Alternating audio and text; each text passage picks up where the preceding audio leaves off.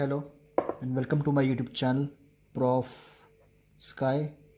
तो अगर अभी तक आपने इस चैनल को सब्सक्राइब नहीं किया तो प्लीज़ सब्सक्राइब कर दीजिए ताकि आने वाली कोई भी वीडियो आपसे मिस ना हो पाए। तो दोस्तों, हम पढ़ रहे हैं इंडियन इकोनॉमिक डेवलपमेंट का चैप्टर नंबर 2 और चैप्टर नंबर 2 का नाम है इंडियन इकोनॉमी 1950 से 1990 और ये हमारी लास्ट वीडियो है इस चैप्टर की, फॉरेन ट्रेड।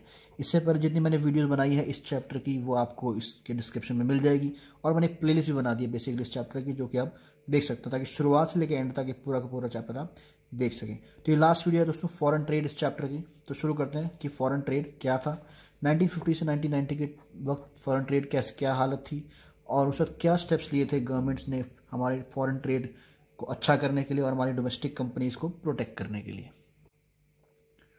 दोस्तों, पहला जो स्टेप गवर्नमेंट ने लिया था फॉरेन ट्रेड से रिलेटेड वो था इंपोर्ट सब्स्टिट्यूशन। अब इंपोर्ट सब्स्टिट्यूशन होता क्या है?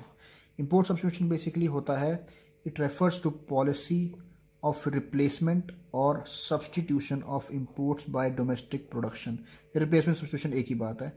It refers to replacement of imports by domestic production. Basically हम जो है जो भी चीज़ बाहर से इंपोर्ट कर रहे हैं वो इंपोर्ट ना करके उसे डोमेस्टिक प्रोडक्शन के थ्रू उसे बनाएंगे।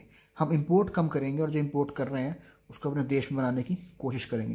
दोस्तों, ये एक इनवर्ड लुकिंग स्ट्रैटेजी थी। बेसिकली इनवर्ड लुकिंग स्ट्रैटेजी क्यों? मतलब कि ये स्ट्रैटेजी कहती थी कि हम अपने देश में देखेंगे, ठीक है ना, हम बाहर नहीं देखेंगे। जो भी चीज़ की कमी है हम बनाएंगे, ठीक है ना।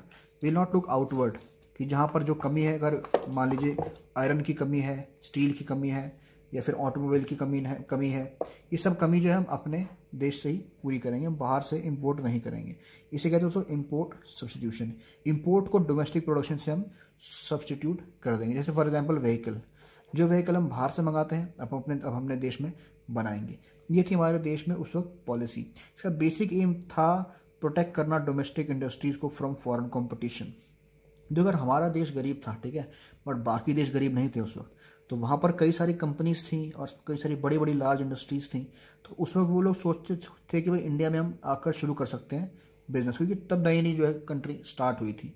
अपना मार्केट बनाएंगे और हम शुरू कर देंगे, सस्ता बेचेंगे पहले और फिर पूरा मार्केट ट्रैप कर लेंगे।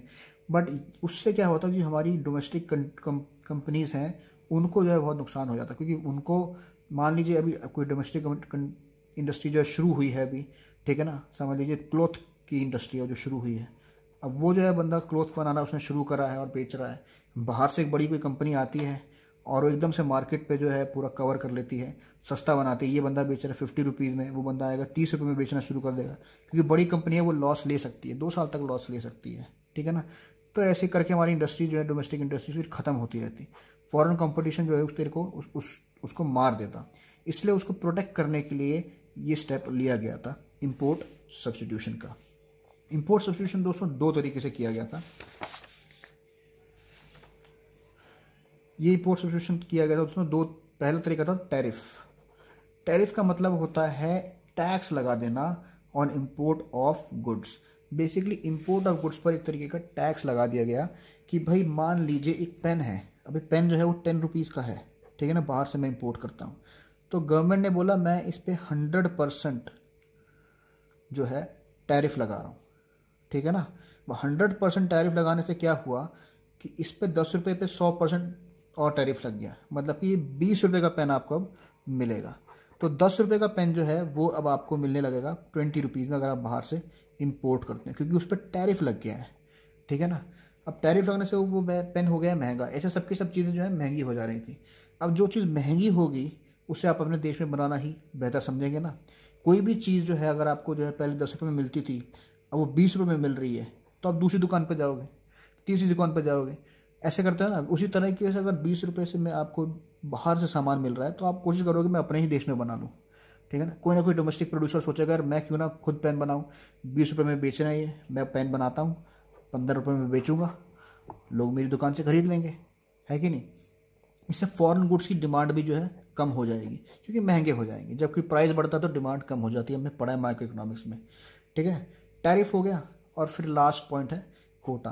कोटा बेसिकली होता है कि एक मैक्सिमम लिमिट फिक्स कर देते हैं, fixing maximum limit on imports of a commodity bye domestic producer. Basically ये उन्होंने लगा दिया, कोटा लगा दिया कि भाई मैक्सिमम आप इतना लिमिट तक आप इंपोर्ट कर सकते हो पर्टिकुलर कमोडिटी को। तो मान लीजिए अगर हमने कुछ भी इंपोर्ट करना है, कोई भी फूड आइटम हमने इंपोर्ट करना है, ठीक है ना, एक एग्जांपल ले रहा हूँ मैं, मान लीजिए जैसे पोटैटो हम इंपोर्ट कर रहे हैं, ठीक है ना, तो भाई उन्होंने मैक्सिमम लिमिट लगा दिया कि 1,000 किलो से ज़्यादा एक साल में आप इंपोर्ट नहीं कर सकते। इससे क्या हुआ कि जो बाकी हम खुद बनाएंगे, ठीक है ना, मान लीजिए क्लॉथ जो है हम कर रहे हैं इंपोर्ट, या फर्नीचर हम इंपोर्ट कर रहे हैं, ये सब इंपोर्ट के ऊपर एक तरीके का कोटा लगा दिया, मैक्सिमम लिमिट लगा दी कि इससे ज़्यादा आप इंपोर्ट नहीं कर सकते। इससे ज़्यादा इंपोर्ट करने के लिए फिर आपको करना है तो आप डोमेस्टिकली प्रोड्यूस करो। तो बेसिकली क्या हुआ कि मान लो हमारी कंट्री में फर्नीचर की जो डिमांड है बहुत ज़्यादा है, या मान लीजिए पोटैटो की डिमांड बहुत ज़्यादा है, डिमांड है हमारी कंट्री में 5,000 kg की डिमांड है, ठीक है ना। अब क्या होगा कि आप सिर्फ इंपोर्ट कर सकते हो 1,000, तो 4,000 kg तो आपको बनाना पड़ेगा ना अपने कंट्री में। तो बेसिकली डोमेस्टिक प्रोडक्शन को इन्हांस करने के लिए, डोमेस्टिक प्रोडक्शन को इम्प्रूव करने के लिए, बढ़ाने के लिए, मैक्सिमाइज करने के लिए ये कोटा लगाए गए। These are the quotas on imports basically, ठीक है ना। इम्पोर्ट्स पे जो है कोटा लगाया गया ताकि इससे ज़्यादा मैक्सिमम लिमिट से ज़्यादा आप ये पर्टिकुलर कमोडिटीज़ जो है नहीं इंपोर्ट कर सकते। तो दोस्तों ये था हमारा चैप्टर 2। तो अगर आपको वीडियो पसंद आए तो प्लीज़ लाइक कीजिए, शेयर कीजिए और सब्सक्राइब कीजिए। Thank you.